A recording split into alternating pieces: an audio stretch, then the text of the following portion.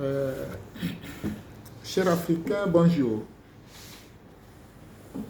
Je me permets de faire cette vidéo parce que c'est devenu à la mode dans les réseaux sociaux. Chaque Africain presque se prononce sur la situation mondiale. Et pourquoi ne pas donner mon point de vue sur ce qui se passe actuellement sur Terre. Donc, je voudrais quand même faire quelques précisions sur la notion africaine. Je suis un africaniste, je suis un Africain, j'en suis très fier, mais il ne faudra pas que nous tombions dans le sens que veulent ces Occidentaux sur la notion africaine. Parce que Africain, c'est un peuple qui habite l'Afrique, mais l'Afrique est très diverse. Et cette diversité-là, en principe, devrait faire que nous soyons forts. Voilà pourquoi les anciens ont pensé qu'être unis, l'Union africaine, même si ça passe par ce qui s'est passé, mais être en union, vous êtes plus fort. Mais d'ailleurs, c'est sans difficulté pour avoir une union et obtenir une union comme les États-Unis. L'Union européenne, d'ailleurs, est en train de balbutier un peu. Il y a certains qui viennent, il y a d'autres qui sortent, il y a d'autres qui veulent être membres de trucs. Enfin, bref, donc on est africains tous, on est contents, mais on a des pays qui ont des cultures, des modes de vie, même de couleur de peau. La conception mondiale autrement, la religion diffère, mais notre force, c'est parce que nous sommes unis, parce qu'on est africains.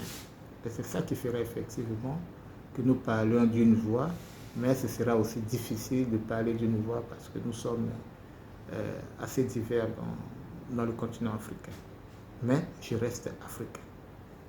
Alors, je voudrais donner mon point de vue sur les considérations qui se passent maintenant avec l'Ukraine, avec la Russie, avec la Chine, avec les pays occidentaux colonisateurs, avec le Japon, j'en passe.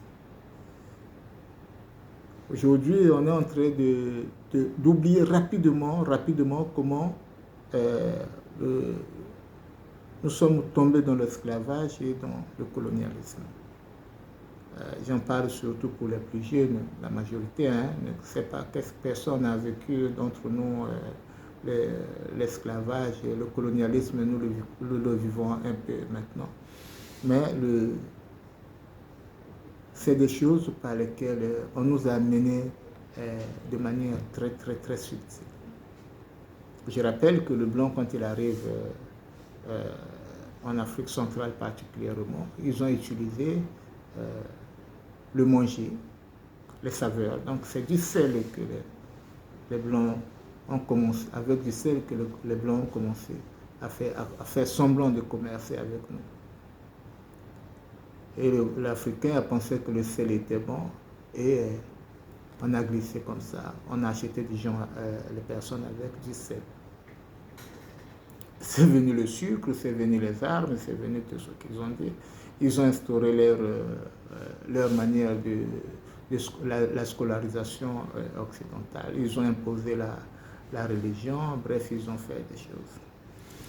Mais ce que nous retenons de cette période d'esclavage et de colonialisme, c'est que l'Africain n'a pas gagné grand chose.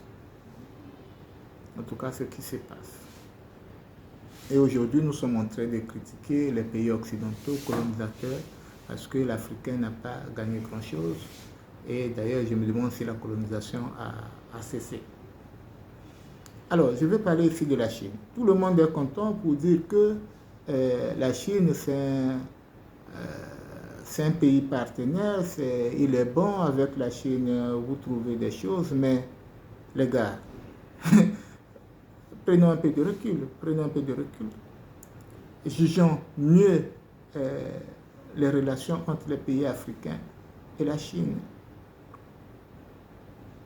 La Chine, c'est un grand pays, commerçant, on est d'accord, mais voyez ce que la Chine a fait. À un moment, quand elle a pris un essor très important, la Chine a voulu que les pays occidentaux délocalisent leurs usines pour aller en Chine, avec impérativement transfert de technologies et de connaissances. On a vu ça avec l'industrie aéronautique, on voit ça avec l'industrie métallurgique, l'industrie électronique. Aujourd'hui, la Chine est devenue l'usine du monde.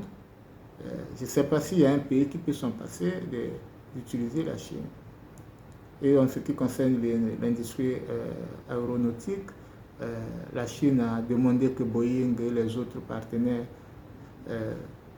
s'installent chez eux, fabriquent les avions, ou du moins une partie de leurs avions en Chine.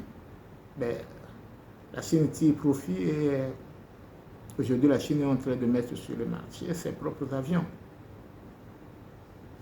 La Chine, au niveau spatial, la Chine a une station spatiale à elle seule qui défie la station spatiale internationale. Donc, quand la Chine veut venir en Afrique, dans un pays africain ou dans le continent africain, pour y faire des investissements, pourquoi la Chine ne vient pas construire plutôt des usines que de faire des semblants d'implantation des usines? Parce que nous, Africains, on est habitués à dire, bon, quand on voit des gros bâtiments, on voit des bâtiments à étage, on pense qu'on est développé. Non, c'est pas ça le développement. C'est pas ça le développement. Le grand développement, c'est le bien-être des peuples.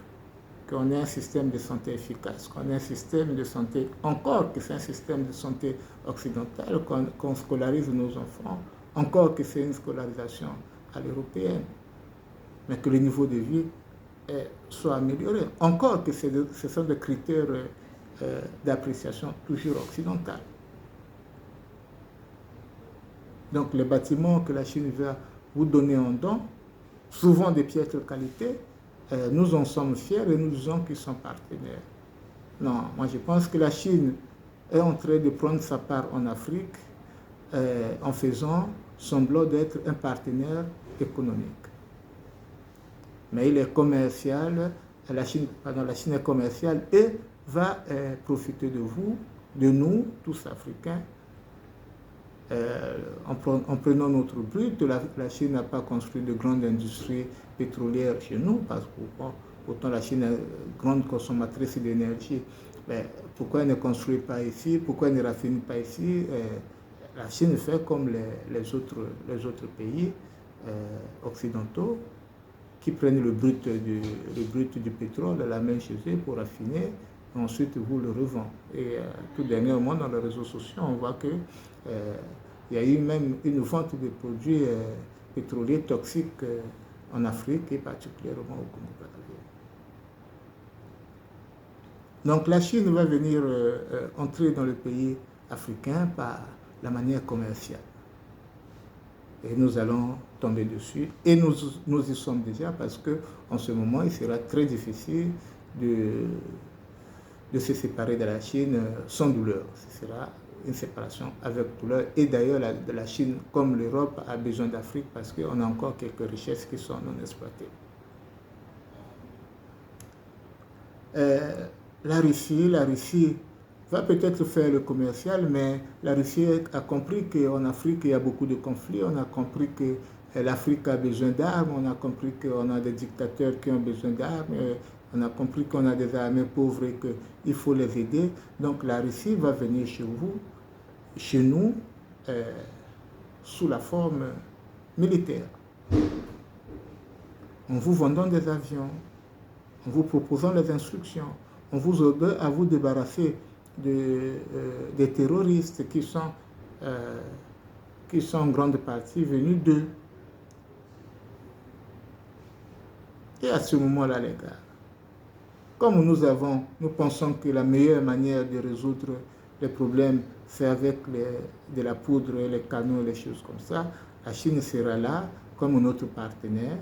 Et puis, quand on aura besoin de nous entretuer, on va utiliser les armes russes. Je voulais parler de la Russie, les armes russes.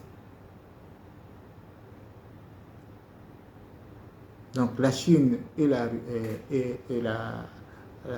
Russie se sont bien répartis l'Afrique, chacun son domaine.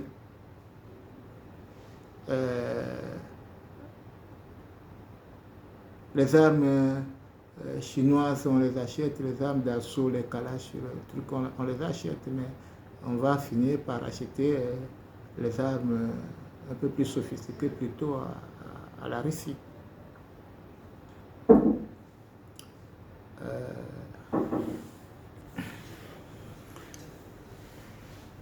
Alors, donc la Chine vient avec l'intention de faire le commerce avec vous. Un commerce, maintenant, il faut la guerre. C'est pour cette raison militaire que l'Ukraine, indifféremment des raisons qu'ils vont donner, mais en pleine Europe comme ça, à notre siècle, qu'il y ait un pays européen qui agresse un autre pays européen, qu'un autre pays environnemental ne vient, comme ils avaient fait contre l'Allemagne d'Hitler. Moi, je me pose bien des questions. Donc, pour moi, la guerre que l'Ukraine fait, elle a subi de la part de la Russie, c'est simplement une manière pour la Russie de dire je suis forte, laissez-moi faire. D'ailleurs, la Russie l'a fait plusieurs fois. En Syrie, on ne parle plus beaucoup de la Syrie. En Centrafrique, on n'en parle plus beaucoup. La Russie est allée au Mali. Voilà. Donc, la Russie pense que sa grande force, c'est le côté militaire, le côté opérationnel, et cela cessera comme ça, parce que nous sommes dans un monde où les guerres ne vont pas finir.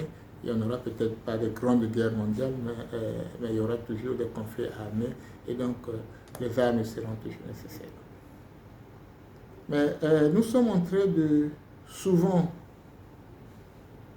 en tout cas du moins c'est l'impression que j'ai, d'oublier les pays comme l'Inde.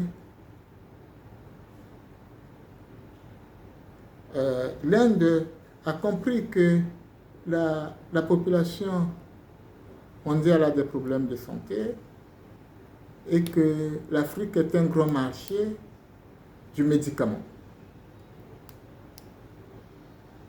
C'est comme ça que l'Inde cherche à développer son marché, sa technologie ou sa production en médicaments et déverse ces médicaments tant en Europe que chez nous, quoique chez nous, la qualité du médicament est beaucoup à discuter.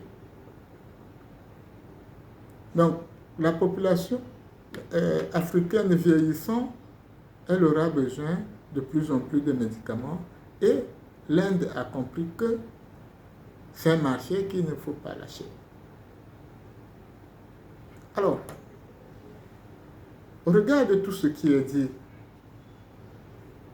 je mettrai de côté peut-être l'armement, parce qu'aujourd'hui, on ne peut pas dire que l'Afrique va avoir une industrie d'armement susceptible d'égaler celle de la Russie. Je ne pense pas. Les pays fournisseurs d'armes au monde sont cités, ils ne sont pas très nombreux. Mais le côté commercial, est-ce qu'il n'est pas possible à nous, Africains, de nous organiser de telle sorte que, unissons nos moyens, qu'on fasse installer aussi les industries en Afrique.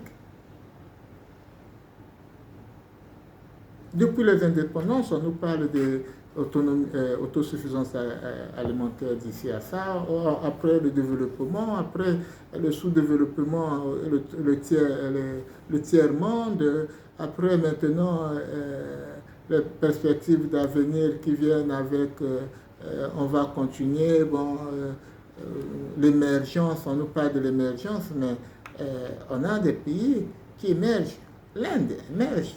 La Chine aujourd'hui, la Chine n'a jamais voulu qu'on l'appelle pays développé. La Chine est développée, mais les Occidentaux considèrent la Chine comme pays émergent.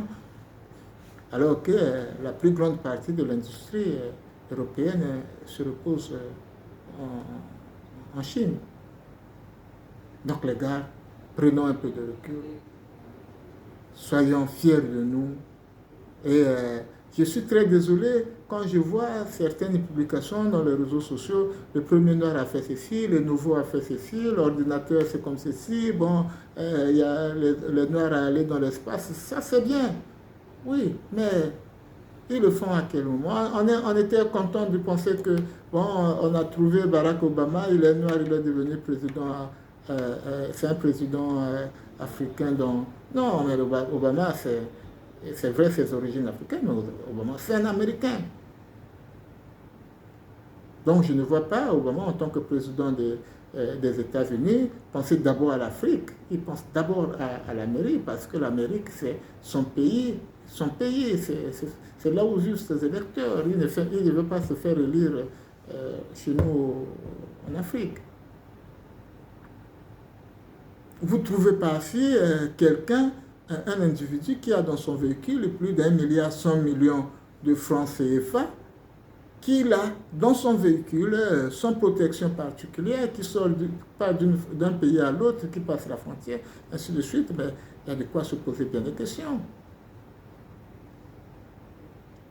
Il y a de quoi se poser bien des questions. Bon, je pense que j'aurai la possibilité de faire d'autres vidéos, mais celle-ci, c'est la première que je fais, que j'ai publiée. Aimons-nous les uns les autres et aimons surtout notre population parce que nous sommes en train de souffrir. Les populations souffrent.